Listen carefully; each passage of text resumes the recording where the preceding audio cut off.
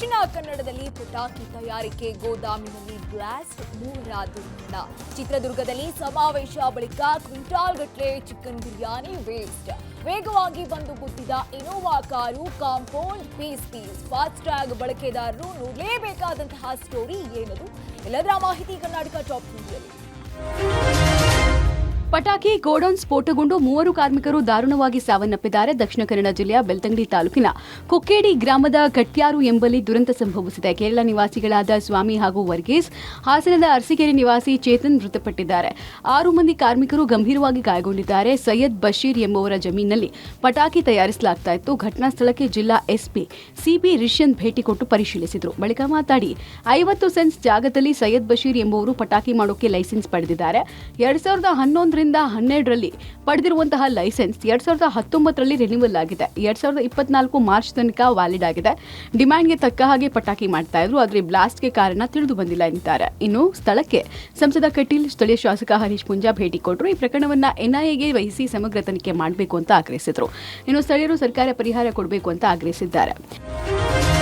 ಚಿತ್ರದುರ್ಗದಲ್ಲಿ ಶೋಷಿತರ ಸಮುದಾಯಗಳ ಜಾಗೃತಿ ಸಮಾವೇಶಕ್ಕೆ ಬಂದವರಿಗಾಗಿ ಮಾಡಿದಂತಹ ಕ್ವಿಂಟಾಲ್ ಗಟ್ಟಲೆ ಚಿಕನ್ ಬಿರಿಯಾನಿ ಮಣ್ಣು ಪಾಲಾಗಿದೆ. ಸಮಾವೇಶಕ್ಕೆ ನಿರೀಕ್ಷೆಯಷ್ಟು ಜನ ಬಾರದ ಹಿನ್ನೆಲೆಯಲ್ಲಿ ಉಳಿದ ಚಿಕನ್ ಬಿರಿಯಾನಿ ಹಾಗೂ ಪಲಾವ್ ಸಂಪೂರ್ಣವಾಗಿ ನೆಲದ ಪಾಲಾಗಿದೆ. ಸುಮಾರು 5 ಲಕ್ಷ ಜನರು ಸೇರುವ ನಿರೀಕ್ಷೆಯಿಂದ 3.5 ಲಕ್ಷಕ್ಕೂ ಅಧಿಕ ಜನರಿಗೆ ಅಂತ ಬಿರಿಯಾನಿ ತಯಾರಿಸಲಾಗಿತ್ತು. ಆದರೆ ನಿರೀಕ್ಷಿತ ಪ್ರಮಾಣದಲ್ಲಿ ಜನರ ಆಗಮನ ಆಗದ ಹಿನ್ನೆಲೆಯಲ್ಲಿ ತಯಾರಿಸಲು ತಂದಿದ್ದ ಕೆಲವು ಆಹಾರ ಸಾಮಗ್ರಿಗಳನ್ನು ಆಯೋಜಕರು ಅಲ್ಲಿಯೇ ಬಿಟ್ಟು ಹೋಗಿದ್ದಾರೆ. ಉಳಿದ ಅನ್ನ, ಚಿಕನ್ ಎಲ್ಲವನ್ನ ನೆಲಕ್ಕೆ ಹಾಕಿದ್ದಾರೆ.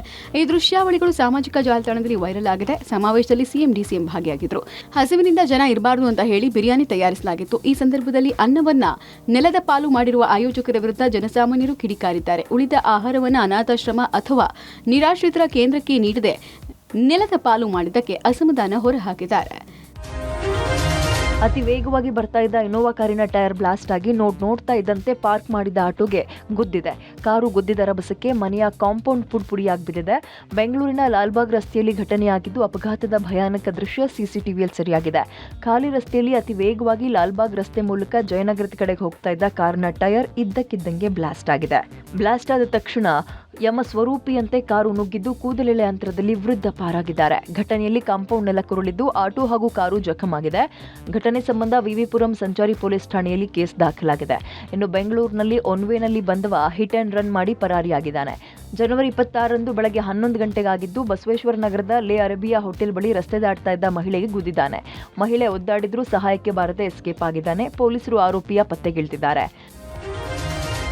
ಟೋಲ್ ಪ್ಲಾಜಾಗಳಲ್ಲಿ ವಾಹನಗಳ ಟೋಲ್ ಹಣವನ್ನ ತ್ವರಿತವಾಗಿ ಸಂಗ್ರಹಿಸುವ ನಿಟ್ಟಿನಲ್ಲಿ ಕೇಂದ್ರ ಸರ್ಕಾರ ಫಾಸ್ಟ್ ಟ್ಯಾಗ್ ವ್ಯವಸ್ಥೆಯನ್ನ ಜಾರಿಗೊಳಿಸಿದ್ದು, ಇದೀಗ ಮತ್ತೊಂದು ಹೆಜ್ಜೆ ಮುಂದೆ ಹೋಗಿ ಎಲೆಕ್ಟ್ರಾನಿಕ್ ಟೋಲ್ ಸಂಗ್ರಹ ವ್ಯವಸ್ಥೆಯ ದಕ್ಷತೆಯನ್ನ ಹೆಚ್ಚಿಸೋದಕ್ಕೆ ಮತ್ತು ಟೋಲ್ ಪ್ಲಾಜಾಗಳಲ್ಲಿ ತಡೆರಹಿತ ಚಾಲನೆಯನ್ನ ಒದಗಿಸೋದಕ್ಕೆ ANHAI ಒಂದು ವಾಹನ ಒಂದು ಫಾಸ್ಟ್ ಟ್ಯಾಗ್ ಎಂಬ ನಿಯಮವನ್ನ ಜಾರಿಗೆ ತಂದಿದೆ. ಒಂದು ವಾಹನ ಒಂದು ಫಾಸ್ಟ್ ಟ್ಯಾಗ್ ಅನ್ನು ನಿಯಮ ಅನ್ವಯ ವಾಹನ ಮಾಲೀಕರು ತಮ್ಮ ವಾಹನದ ಫಾಸ್ಟ್ ಟ್ಯಾಗ್ KYCಯನ್ನ ಅಪ್ಡೇಟ್ ಮಾಡೋದು ಕಡ್ಡಾಯವಾಗಿದೆ. ಒಂದು ವೇಳೆ ಜನವರಿ 31ರ ಒಳಗೆ ವಾಹನ ಸವಾರರು ತಮ್ಮ KYCಯನ್ನ ಪೂರ್ಣಗೊಳಿಸದೆ ಹೋದರೆ ಫಾಸ್ಟ್ ಟ್ಯಾಗ್ನಲ್ಲಿ ಎಷ್ಟೇ ಬ್ಯಾಲೆನ್ಸ್ ಬಾಕಿ ಇದ್ರೂ ಕೂಡ ಅದು ರದ್ದಾಗುತ್ತೆ. ಭಾರತೀಯ ರಾಷ್ಟ್ರೀಯ ಹೆದ್ದಾರಿ ಪ್ರಾಧಿಕಾರ ಈ ಸೂಚನೆಯನ್ನ ಕೊಟ್ಟಿದೆ. ಒಂದು ವೇಳೆ ಜನವರಿ 31ರ ಒಳಗೆ ನಿಮ್ಮ ವಾಹನದ ಫಾಸ್ಟ್ ಟ್ಯಾಗ್ನ KYC ಪೂರ್ಣಗೊಳಿಸದೇ ಇದ್ರೆ ಅಂತಹ ಫಾಸ್ಟ್ ಟ್ಯಾಗ್ಗಳನ್ನ ರದ್ದು ಮಾಡೋದಕ್ಕೆ ಅಥವಾ ಬ್ಲಾಕ್ ಲಿಸ್ಟ್ಗೆ ಸೇರಿಸೋದಕ್ಕೆ ತೀರ್ಮಾನವನ್ನ ಕೈಗೊಳ್ಳಲಾಗಿದೆ. KYC ಅಪ್ಡೇಟ್ ಮಾಡೋದಕ್ಕೆ bank, toll booth, FASTag ವೆಬ್ಸೈಟ್ಗಳಿಗೆ ಭೇಟಿ ನೀಡಬಹುದಾಗಿದೆ. ಹಾಸನದ ಅರಸೀಕೆರೆಯಲ್ಲಿ 75ನೇ ಗಣರಾಜ್ಯೋತ್ಸವದ ವೇಳೆ ನೃತ್ಯ ಪ್ರದರ್ಶನದಲ್ಲಿ ಭಾರತದ ರಾಷ್ಟ್ರೀಯ ಹೂವು ಕಮಲದ ಚಿತ್ರವನ್ನು ಪ್ರದರ್ಶಿಸಿದ್ದಕ್ಕೆ ಶಾಸಕ ಶಿವಲಿಂಗೇಗೌಡ ಆಕ್ಷೇಪವನ್ನು ವ್ಯಕ್ತಪಡಿಸಿದರು. ಇದಕ್ಕೆ ಶಾಸಕರು ಸ್ಪಷ್ಟನೆ ಕೊಟ್ಟಿದ್ದಾರೆ. ಗಣರಾಜ್ಯೋತ್ಸವ ಕಾರ್ಯಕ್ರಮದಲ್ಲಿ ನಮ್ಮ ನಗರದ ಒಂದು ಶಾಲೆ ನೃತ್ಯ ಮಾಡಿದೆ. ಈ ಸಂದರ್ಭದಲ್ಲಿ ರಾಷ್ಟ್ರೀಯ ಪ್ರಾಣಿ ಹುಲಿ, ಪಕ್ಷಿ ನವಿಲು ಹಾಗೂ ಅಶೋಕ ಸ್ತಂಭದ ಚಿತ್ರಗಳನ್ನು ನೃತ್ಯದಲ್ಲಿ ಉಪಯೋಗ ಮಾಡಿದ್ದಾರೆ. ಅದರ ಜೊತೆಯಲ್ಲಿ ಕಮಲದ ಹೂವನ್ನು ಪ್ರದರ್ಶಿಸಿದರು. ಈ ವೇಳೆ ರಾಷ್ಟ್ರದ 3 ಲಾಂಛನಗಳನ್ನು ಚಿಕ್ಕದಾಗಿ ತೋರಿಸಿ ಕಮಲದ ಹೂವನ್ನು ಬಹಳ ದೊಡ್ಡದಾಗಿ ಎದ್ದು ಕಾಣುವ ರೀತಿಯಲ್ಲಿ ಹಾಕಿದ್ರು.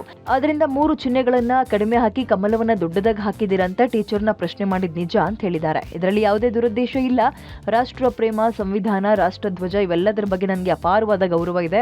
ಅವತ್ತು ಪ್ರದರ್ಶಿಸಿದ ನೃತ್ಯಗಳಿಗೆ ಬಹುಮಾನ ವಿತರಿಸುವುದರಲ್ಲಿ ನನ್ನ ಪಾತ್ರ ಇಲ್ಲ. ಅದನ್ನ ಸಂಬಂಧಪಟ್ಟ ಅಧಿಕಾರಿಗಳನ್ನ ಪ್ರಶ್ನೆ ಮಾಡುವುದು ನನ್ನಂತ ಕೀಳು ಮಟ್ಟದ ರಾಜಕಾರಣ ಮಾಡೋನಲ್ಲ ಅಂತ ಸ್ಪಷ್ಟಪಡಿಸಿದ್ದಾರೆ. ಕಮಲದ ಹೂವನ್ನ ಬಹಳ ದೊಡ್ಡ ಪ್ರಮಾಣದಲ್ಲಿ ಎದ್ದು ಕಾಣೋ ರೀತಿಯಲ್ಲಿ ದೊಡ್ಡದಾಗಿ ಹಾಕಿದ್ರು. ಅದರಿಂದ ಆ 3 ಗಳನ್ನು ಕಡಿಮೆ ಹಾಕಿ ಇದೊಂದನ್ನು ಯಾತಕ್ಕೆ ಹೆಚ್ಚಿಗೆ ಹಾಕಿದಿರಿ ಅಂತಕ್ಕಂಥದ್ದನ್ನು ಆ ಸಂಬಂಧಪಟ್ಟ ಶಿಕ್ಷಕಿಯನ್ನು ನಾನು ಪ್ರಶ್ನಿಸಿದ್ದು ನಿಜ. ಆದರೆ ಇದರಲ್ಲಿ ಯಾವುದೇ ದುರುದ್ದೇಶ ಇಲ್ಲ.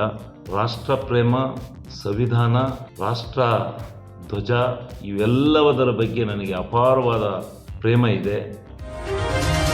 ಚಿಕ್ಕಮಗಳೂರಿನಲ್ಲಿ ಕಾಡಾನೆ ಬೀಟಮ್ಮ ಆ್ಯಂಡ್ ಗ್ಯಾಂಗ್ನ ಹಾವಳಿ ಜೋರಾಗಿದೆ. ಚಿಕ್ಕಮಗಳೂರು ಹೊರವಲಯದ ಮುಕ್ತಿಹಳ್ಳಿ ಗ್ರಾಮದ ಸಮೀಪವೇ ಕಾಡಾನೆ ಹಿಂಡು ಕಾಣಿಸಿಕೊಂಡಿದ್ದು ಬೇಕಾಬಿಟ್ಟಿ ಓಡಾಡ್ತಾ ಇದೆ. ಇದರಿಂದ ಸ್ಥಳೀಯರು ಆತಂಕಗೊಳಗಾಗಿದ್ದಾರೆ. ಮುಕ್ತಿಹಳ್ಳಿ ಗ್ರಾಮದ ಸಮೀಪದ ಅಂಬರ್ಬಾಲಿ ಖಾಸಗಿ ವಸತಿ ಶಾಲಾ ಆವರಣದಲ್ಲಿ 22 ಕಾಡಾನೆಗಳು ಬೀಡು ಬಿಟ್ಟಿದೆ. ಬೀಟಮ್ಮ ಗ್ಯಾಂಗ್ನಲ್ಲೇ ನರಹಂತಕ ಸೆಲೆಗ ಭೀಮನು ಇದ್ದಾನೆ. ಕಾಂಪೌಂಡ್ ಮುರಿದು ವಸತಿ ಶಾಲಾ ಆವರಣಕ್ಕೆ ಕಾಡಾನೆಗಳು ಬಂದಿದೆ. ವಸತಿ ಶಾಲೆಯಲ್ಲಿರುವ ನೂರಾರು ಮಕ್ಕಳು ಸೇರಿದಂತೆ ಶಿಕ್ಷಕರಿಗೆ ಆತಂಕ ಹೆಚ್ಚಾಗಿದೆ. ವಸತಿ ಶಾಲೆಯಿಂದ ಹೊರಬರದಂತೆ ವಿದ್ಯಾರ್ಥಿಗಳು ಶಿಕ್ಷಕರಿಗೆ ಅರಣ್ಯ ಇಲಾಖೆ ಸೂಚನೆ ಕೊಟ್ಟಿದೆ. ಬೇಲೂರು ಮಾರ್ಗವಾಗಿ ಚಿಕ್ಕಮಗಳೂರಿಗೆ ಬಂದಿರುವ 30ಕ್ಕೂ ಅಧಿಕ ಕಾಡಾನೆಗಳು. ಬೀಟಮ್ಮ ಗ್ಯಾಂಗ್ನಿಂದ 8 ಕಾಡಾನೆಗಳು ಬೇರ್ಪಟ್ಟಿದೆ. 2 ದಿನದಿಂದ ಚಿಕ್ಕಮಗಳೂರು ಹೊರವಲಯದ ಗ್ರಾಮದಲ್ಲಿ ಸಂಚಾರ ಮಾಡ್ತಾ ಇದ್ದು ಸಿಕ್ಕ ಕಡೆ ದಾಂಗುಡಿ ಇಡ್ತಾ ಇದೆ. ಸ್ಥಳಕ್ಕೆ ಅರಣ್ಯ ಸಿಬ್ಬಂದಿ ಭೇಟಿ ಕೊಟ್ಟಿದ್ದು ಕಾರ್ಯಾಚರಣೆಯಲ್ಲಿ ತೊಡಗಿದ್ದಾರೆ. ಕೆಲ ತಿಂಗಳ ಹಿಂದಷ್ಟೇ ಭೂಮಿ ಕಂಪಿಸಿದ ಅನುಭವ ಪಡೆದಿದ್ದ ವಿಜಯಪುರ ಜಿಲ್ಲೆಯಲ್ಲಿ ಮತ್ತೆ ಭೂಮಿ ಕಂಪಿಸಿದೆ. ಭಾನುವಾರ ತಡರಾತ್ರಿ ವಿಜಯಪುರದಲ್ಲಿ 2 ಸಲ ಭೂಕಂಪನ ಆಗಿದ್ದು, ವಿಜಯಪುರ ನಗರ ಮತ್ತು ಬಸವನ ಬಾಗೇವಾಡಿ ತಾಲೂಕಿನ ಮನಗೂಳಿಯಲ್ಲಿ ಭೂಮಿ ಕಂಪಿಸಿದೆ. ಭಾನುವಾರ ರಾತ್ರಿ 12:22 ಹಾಗೂ ರಾತ್ರಿ 1:20 ಸುಮಾರಿಗೆ ಭೂಮಿ ಕಂಪಿಸಿದ ಅನುಭವ ಆಗಿದೆ. ರಿಕ್ಟರ್ ಮಾಪಕದಲ್ಲಿ 2.9% ತೀವ್ರತೆ ದಾಖಲಾಗಿದ್ದು, ಭೂಮಿಯ 5 ಕಿಲೋಮೀಟರ್ ಆಳದಲ್ಲಿ ಭೂಕಂಪನ ಆಗಿದೆ. ಆಪ್ಗಳಲ್ಲೂ ಕೂಡ ಭೂಕಂಪನ ದಾಖಲಾಗಿದೆ. ಇದರಿಂದ ಸ್ಥಳೀಯರು ಮತ್ತೆ ಆತಂಕಕ್ಕೆ ಒಳಗಾಗಿದ್ದಾರೆ. ಜೆಡಿಎಸ್ ಶಾಸಕ ಶರಣಗೌಡ ಕಂದಕೂರು ಅವರ ತಂದೆ ಮಾಜಿ ಶಾಸಕ ನಾಗನಗೌಡ ಕಂದಕೂರು ವಿಧಿವಶರಾಗಿದ್ದಾರೆ. ಯಾದಗಿರಿಯ ಗುರುಮಠಕಲ್ನ ಕಂದಕೂರಿಗೆ ಭೇಟಿ ಕೊಟ್ಟ ಜೆಡಿಎಸ್ ಯುವ ಘಟಕದ ರಾಜ್ಯಾಧ್ಯಕ್ಷ ನಿಖಿಲ್ ಕುಮಾರಸ್ವಾಮಿ ನಾಗನಗೌಡ ಕಂದಕೂರು ಅವರ ಅಂತಿಮ ದರ್ಶನವನ್ನ ಪಡೆದುಕೊಂಡ್ರು. ನಿಖಿಲ್ಗೆ ಕಲಬುರಗಿ ಸಂಸದ ಉಮೇಶ್ ಜಾಧವ್ ಸಾಥ್ ಕೊಟ್ರು. ನಿಖಿಲ್ ಕುಮಾರಸ್ವಾಮಿ ಬರ್ತಾ ಇದ್ದಂತೆ ಶಾಸಕ ಶರಣಗೌಡ ಕಂದಕೂರು ಬಿಕ್ಕಿ ಅತ್ತು ಕಂದಕೂರು ಅಭಿಮಾನಿಗಳು ಪಾರ್ಥಿವ ಶರೀರದ ಎದುರು ಕಣ್ಣೀರಿಟ್ರು. ಅಂತಿಮ ದರ್ಶನದ ಬಳಿಕ ಮಾತನಾಡಿದ ನಿಖಿಲ್ ಕುಮಾರಸ್ವಾಮಿ, ನಾಗನಗೌಡ ಅವರು ಮಾಜಿ ಶಾಸಕರು, ಹಿರಿಯ ಅನುಭವಿಗಳಾಗಿದ್ರು. ಅವರ ಅಗಲಿಕೆ ನಮಗೆ ಆಘಾತ ತಂದಿದೆ. ಶರಣಗೌಡರಿಗೆ ರಾಜಕೀಯ ಭವಿಷ್ಯವಿದೆ ಅಂದ್ರು. ಕೆರಗೋಡುವಿಗೆ ಕುಮಾರಸ್ವಾಮಿ ಹೋಗಿದ್ದು ಮುಂದಿನ ದಿನಗಳಲ್ಲಿ ಬಂದು ಸಾಂತ್ವನ ಹೇಳಲಿದ್ದಾರೆ ಅಂತ ನಿಖಿಲ್ ತಿಳಿಸಿದ್ರು. ನಾಗನಗೌಡರು ಇವತ್ತು ನಮ್ಮನ್ನೆಲ್ಲರನ್ನೂ ಬಿಟ್ಟು ನಿಧನರಾಗಿರ್ತಕ್ಕಂಥದ್ದು ಭಾಳ ಮನಸ್ಸಿಗೆ ಆಘಾತ ತಂದುಕೊಟ್ಟಿರ್ತಕ್ಕಂಥ ಒಂದು ವಿಚಾರ. ಅವರ ಮಗನಾದ ಶರಣಗೌಡರಿಗೆ ಮುಂದಿನ ದಿನಗಳಲ್ಲಿ ರಾಜಕೀಯವಾಗಿ ಉತ್ತಮವಾದಂಥ ಒಂದು ಭವಿಷ್ಯ ಇದೆ ಅಂತಕ್ಕಂಥದ್ದು ಇಡೀ ಜಿಲ್ಲೆಯ ಜನತೆಯ ಒಂದು ಅಭಿಪ್ರಾಯ.